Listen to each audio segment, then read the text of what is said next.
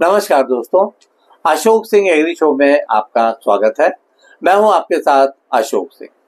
गेंदा या मैरीगोल्ड एक लोकप्रिय फूलों की फसल है जो अपने चमकीले रंग, मनमोहक सुगंध, धार्मिक उपयोग और औषधीय गुणों के कारण किसानों के लिए अत्यधिक लाभकारी सिद्ध हो रही है। भारत में गेंदे के फूलों का विशेषतः धार्मिक अनुष्ठानों, पूजा पाठ, शादी विवाह, त्योहारों और सजावट के कार्यों में बहुतायत से उपयोग किया जाता है। इसके अतिरिक्त गेंदे से निकाले जाने वाले तेल का उपयोग इत्र, कॉस्मेटिक इंडस्ट्री, कीटनाशकों और दवाओं में भी होता है। आज का हमारा प्रोग्राम इस फूल की खेती के व्यावसायिक महत्व पर आधारित है। हर बार की तरह से इस बार भी कार्यक्रम शुरू करने से पहले आग्रह करना चाहेंगे कि इस वीडियो को अंत तक अवश्य देखें ताकि विषय के महत्व को समझ सकें और इस जानकारी का लाभ उठा सकें। तो दोस्तों, शुरू करते हैं आज का कार्यक्रम। भारत में पूजा पाठ, धार्मिक अनुष्ठान और विवाह समारोहों में गेंदे के फूलों की मांग लगातार बढ़ रही है। इसके अलावा सजावट, हार, तोरण और पंडाल सज्जा में इसका उपयोग काफी किया जाता है। वहीं दवा उद्योग में भी गेंदे की मांग लगातार बढ़ती हुई देखी जा सकती है, क्योंकि इसकी पंखुड़ियों में ल्यूटिन नामक केमिकल होता है जो आंखों के लिए लाभकारी है और एंटीऑक्सीडेंट गुणों से भरपूर होता है। त्वचा रोगों, सूजन और घाव बनने में भी इसका उपयोग किया जाता है। भारत में गेंदे की खेती लगभग सभी राज्यों में की जाती है।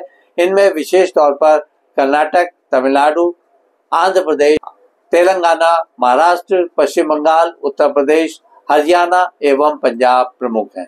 यह जानकर अच्छा लगेगा कि भारत से गेंदे के फूल, सूखी पंखुड़ियों और उससे बने प्रोडक्ट्स जैसे marigold extract America, Europe, Japan और खाड़ी देशों को एक्सपोर्ट किए जाते हैं। इन देशों में इनकी मांग इत्र, खाद्य, रंग, दवा और कॉस्मेटिक प्रोडक्ट्स में होती है। ल्यूटिन का ग्लोबल बाजार तेजी से बढ़ रहा है, जिससे भारत के गेंदा उत्पादकों के लिए निर्यात की असीम संभावनाएं सामने आ रही हैं। आगे बढ़ने से पहले इस फसल के आर्थिक पक्ष पर भी एक नजर डालते हैं। गेंदे की खेती एक लघु अवधि की फसल है, जिसमें किसानों को 2.5 से 3 माह में आय प्राप्त होने लगती है। गेंदे का प्रति हेक्टेयर उत्पादन 80 से 120 क्विंटल तक ले पाना संभव है, बशर्ते कि वैज्ञानिक तरीकों और उन्नत किस्मों को पूरी तरह से अपनाकर इसकी खेती की जाए। आप प्रति हेक्टेयर में इसके औसतन लाभ लागत को समझने की कोशिश भी करते हैं। इसकी खेती पर लगभग 50,000 से 60,000 रुपए तक का खर्च हो जाता है, जबकि बेचने से कुल आय 1,20,000 से 1,50,000 तक संभव है।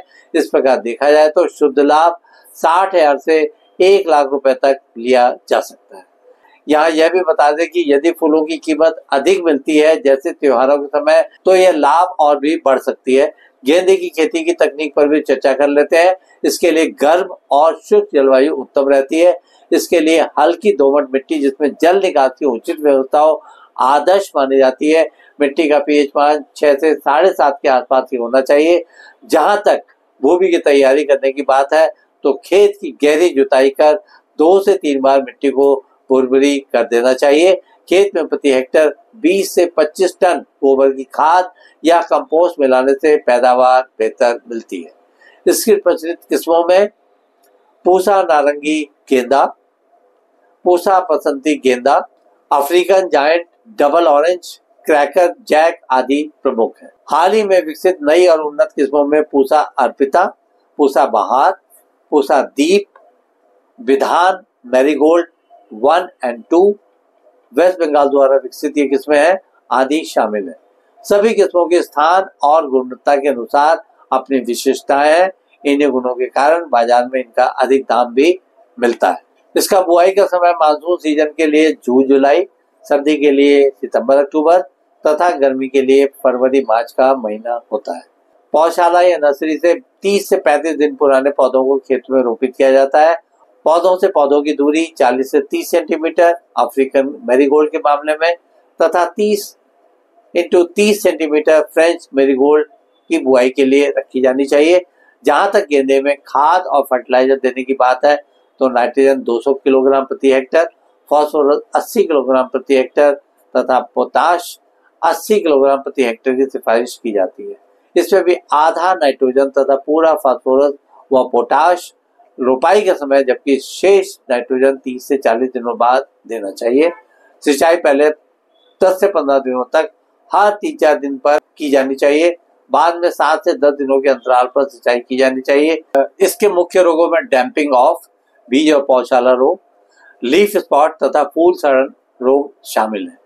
इनके नियंत्रण के लिए बीजोपचार, रोगग्रस्त पौधों को नष्ट करना तथा मैंकोजेब या कॉपर ऑक्सीक्लोराइड का छिड़काव किया जा सकता है। एफिड, थ्रिप्स, मिलीबग आदि कीटों का हमला भी गेंदे की फसल पर होता है। इनके नियंत्रण हेतु नीम तेल या इमिडाक्लोप्रिड का छिड़काव किया जा सकता है। इसके लिए अच्छी गुणवत्ता के बीज या पौधों का ही प्रयोग करना चाहिए। जल निकासी की समुचित व्यवस्था होनी चाहिए। समय पर कटाई कर लेनी चाहिए, अन्यथा विलंब होने से फूल की गुणवत्ता गिरती है। त्योहारों से पहले कटाई की योजना बनाने से बेहतर मूल्य मिलने की संभावना बढ़ जाती है। फूलों की कीमतों में उतार चढ़ाव से आमदनी पर भी प्रभाव पड़ता है।